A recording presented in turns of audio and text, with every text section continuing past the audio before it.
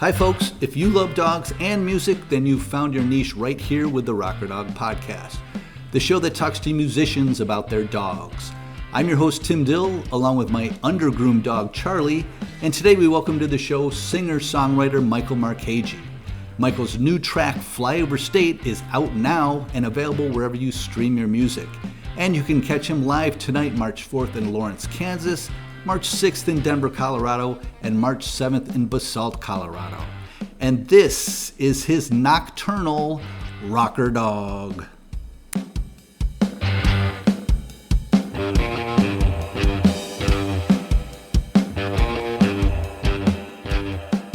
My dog, he is somewhere around here. Let me find him. His name is Captain, and he is a rescue. He's 8 years old, and he is mainly Great Pyrenees, but he is kind of looks like a black lab. That's what I had down, but I can see the Great Pyrenees now that you mention it. He does seem to have a little bit more heft to him, I guess, or long hair. He's a thick boy for sure.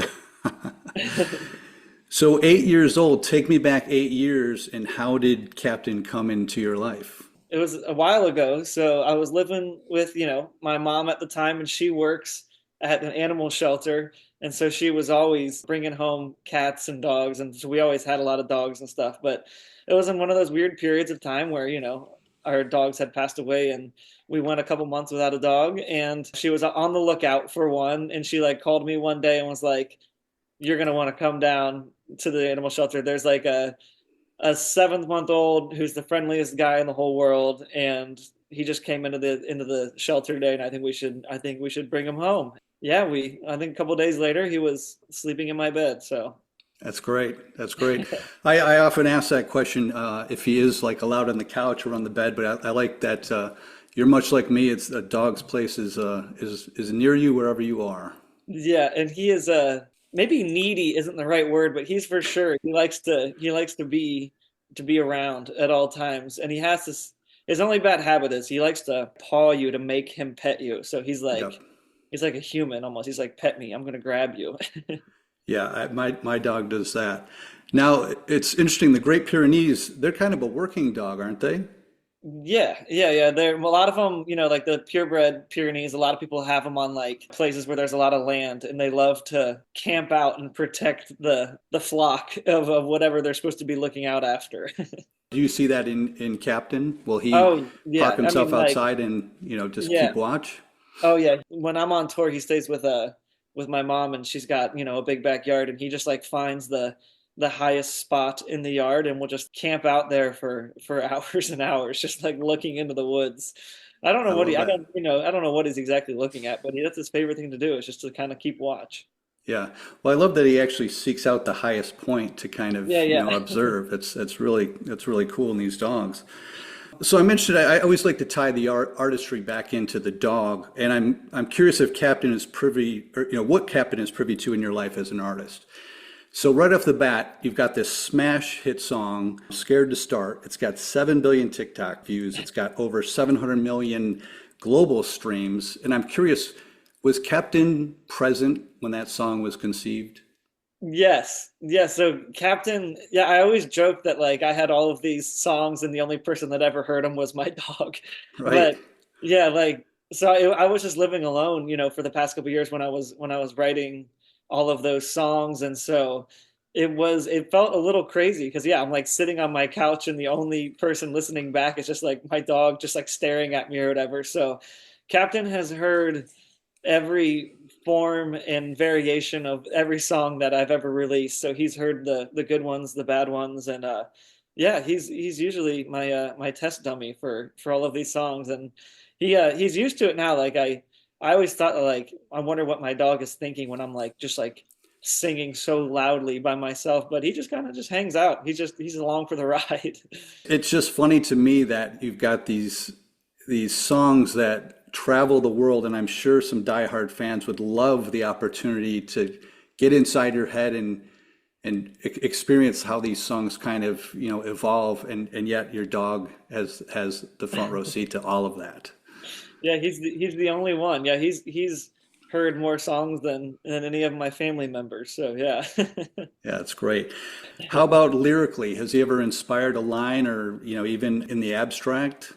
Oh man, probably. I'm trying to think if I say the word dog in a song or anything. I know I talk about like missing home a lot in a lot of the songs and having like, being out on the road and kind of having like this like love-hate relationship with being away for so long where it's like so exciting and I'm from Ohio, so I know like every new part of the country is like so exciting to me, but there's also like this longing of like, oh man, it would be nice like tourists can be so crazy and you're sleeping in a hotel bed every night. It'd be nice to like be able to have that feeling of just like hanging out in the morning, drinking coffee and walking the dog or something like something normal like that, something to get it back in the routine of like your everyday life back home. Yeah. Well, I imagine given his size that he'll never be privy to touring with you. Yeah, he would take up a lot of space. He's a big boy, and he likes to sprawl too. He likes to like claim spots on couches, and when he's like stretched out, he's humongous. So, but other than that, other than his size, he's pretty easy. Like Pyrenees, especially during the day, are pretty lazy dogs. Like he just kind of Right. likes to lounge around and look out windows and stuff like that. But he has some good qualities for tour, but his size is definitely an issue. Yeah. Well, you mentioned before we started recording that he only barks at night. So, given his kind of that, it seems like that maybe that's his occupation. Does he just bark when he sees something or, a car passes by or people Yeah, walking by? I think Pyrenees, technically like the purebreds are nocturnal. Like they're one of the few dogs that are like bred to like stay up through the night. They're trained to like make sure nothing like eats the goats or the sheep while they're sleeping or something like Right. that. So Hmm. they love to like be on the lookout at night. I don't know what it is. I can't tell. I've had him for so long and I legitimately can't tell if his vision is amazing and he's looking out the windows and seeing like deer in the woods or like walking through the yard or something like that, and that's what he's barking at, or his vision is horrible and he's just like barking at, shadows and trees and stuff like that. So it's one of those things I haven't figured out, but he loves to like the 3 a.m. just like it's not even too crazy, just like a couple of loud barks out of a window at like 3 a.m. then he goes right back to bed. I think Right. he just likes Gotcha. to pretend that he has a job or something. Well, I also noticed that Captain isn't the only dog that you share on social media. There seems to be dogs, on tour, dogs in studios. Hmm. Just recently, you had an October post. It was like 10 slides, and half of them had dogs in them. There's a Chihuahua at your base's feet. Do you know who I'm talking about? Yes. Yeah, I forgot about the Chihuahua. That was someone I was riding with in LA. It was a tiny little Chihuahua named Peaches, Funny. which was fun. I And know a then Chihuahua named Peaches. Funny enough. and then yeah, there's a my producer in upstate New York. He has a dog that is like studio dog, hangs out all the time. His name is Sputnik, and he is I don't know what he is. He's like a little like Yeah. boxer mix kind of thing.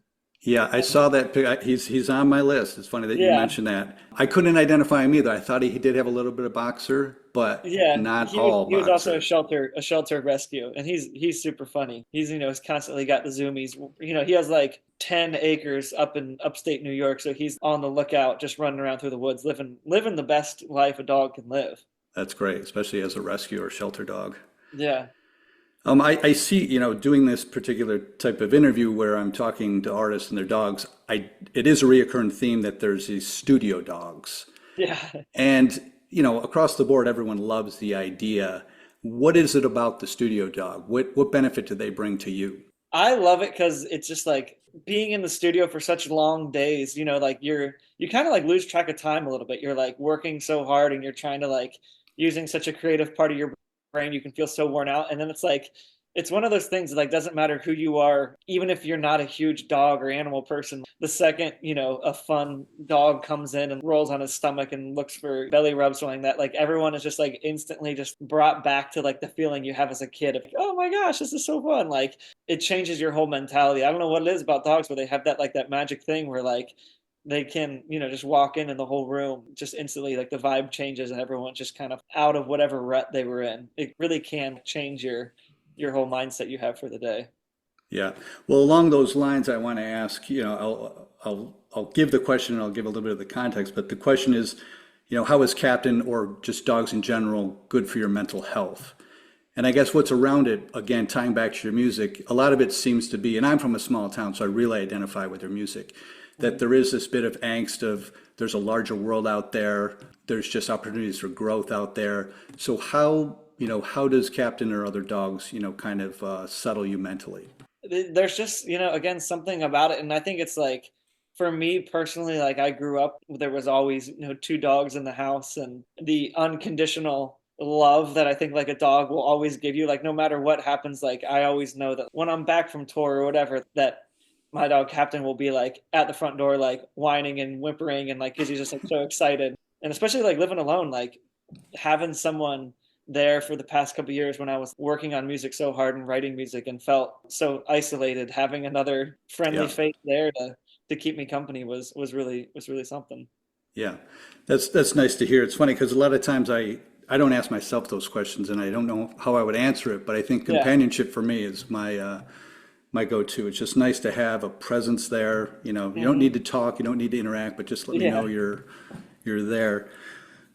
Given your mother's work with the shelter, and I Mhm. assume you grew up with animals all the time, did you have kind of like that one soul dog growing up, or would you say Captain's that dog?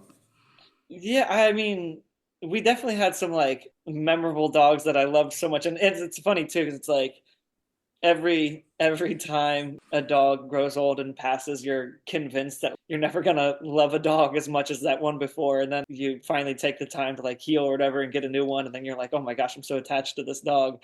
So there was definitely a few growing up. There was a dog we rescued who I really don't even know what he was. He was another big like long-haired dog, but his name was Bear. He looked like a bear. He was probably like a little husky and like a little, probably like chow or something like that. He was like a really crazy looking dog. And that was the dog that I kind of had from like the age of probably like 7 until I was about, he was probably like 15 or so, or Wow. 14. So he made it a long time. And so he was there for all of my childhood and into like my even adult years a little bit. Yeah. So that was like my one dog growing up where I was like, he was like, yeah, my soul dog. He was awesome. I have a lot of good memories with him, and he was just like a weird dog too. He was really funny, like very crazy looking. So he would like be the kind of dog where you would like take him for a walk in the neighborhood, and people would stop and be like, "What kind of dog is this? He looks insane." So, but he was like my childhood dog that I was really close with. That's great. Now I'm often fishing for stories that'll come out naturally, and if I'm unsuccessful due to my own poor interviewing, I'll just come out and ask about a go-to story or a profound story. Do you have any for any of your dogs? Is there any either something funny or dramatic that kind of comes to mind when if you're asked that question? Oh man, yeah. I gotta think. Captain's done a lot of really funny things, but I feel like he's been pretty well behaved recently, so he hasn't done anything too crazy.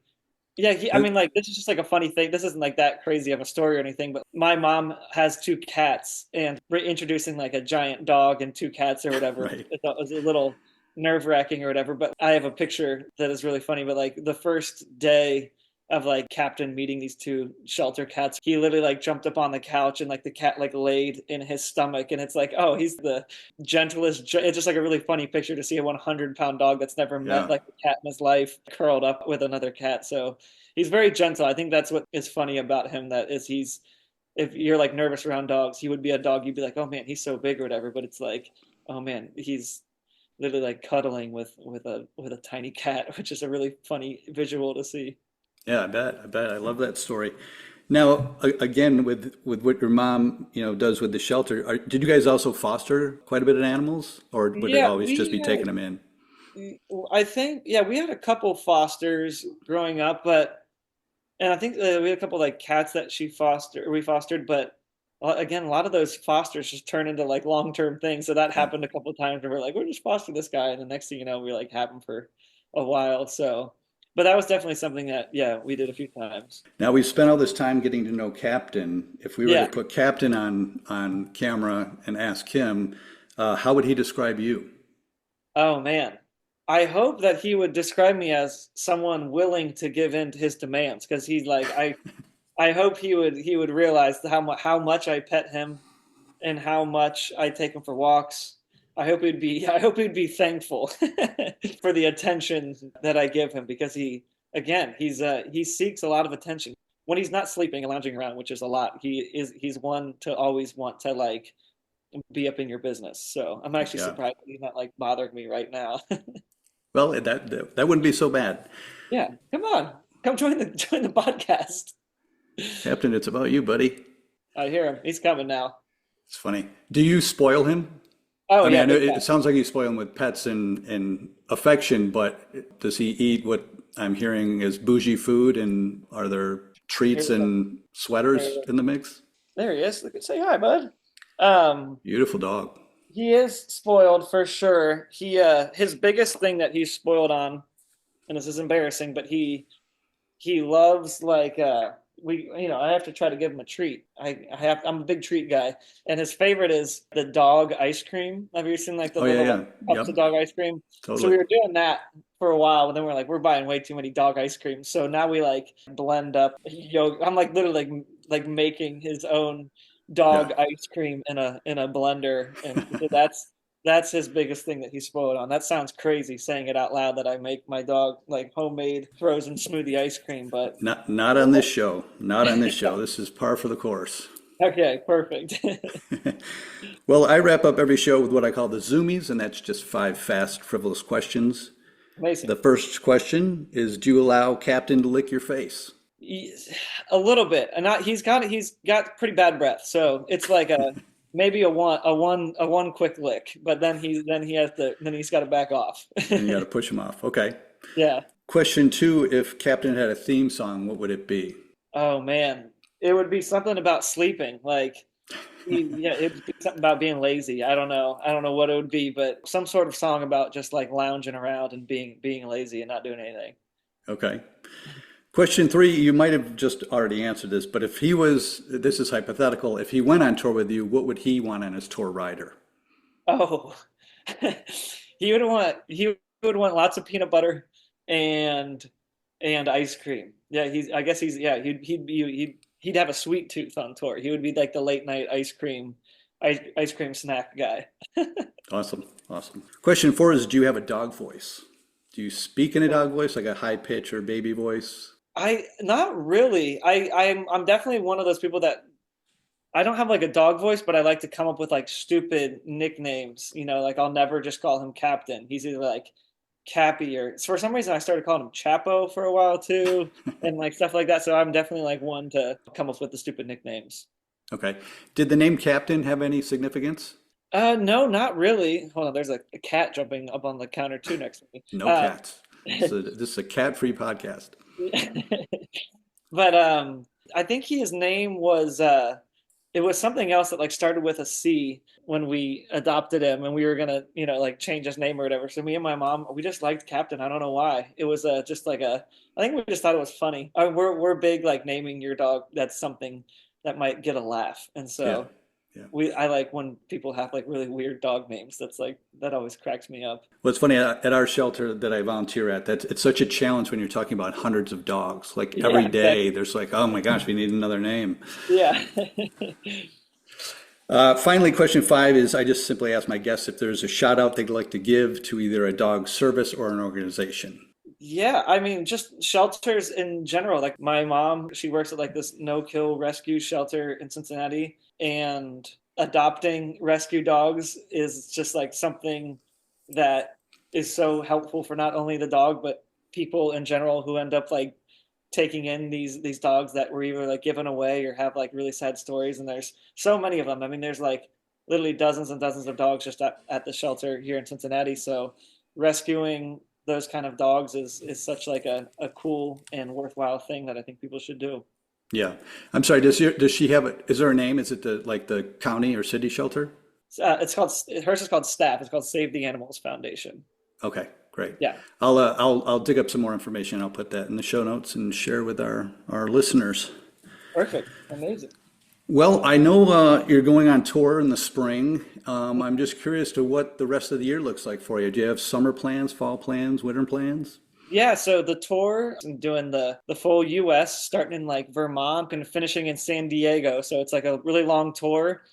and then have a little bit of time off. Then we start a tour in Europe that I'm opening for the Lumineers, and that'll be a lot of fun. I'm really looking forward to that. They're really, really, good people, and I'm excited. Like, their music has meant so much to me ever since, high school or whatever. So getting on that tour and getting to go to all these places in Europe was like a dream come true for me. So that'll take up the rest of the spring and summer. Sounds like a lot of fun. Well, I wish you the best of luck. I'm a big Thank fan. you. Thank you for giving me your time and telling me all about Captain. Like we all know, we see him on social media all the time. Yeah. It's always nice to get a little bit of the inside scoop on these dogs. Well, thank you for having me. I am honored, and I will gladly talk about dogs again anytime. I'll take you up on that. All right. Thank you, Michael. Hey, thank you so much. Yeah, nice to meet you. Likewise.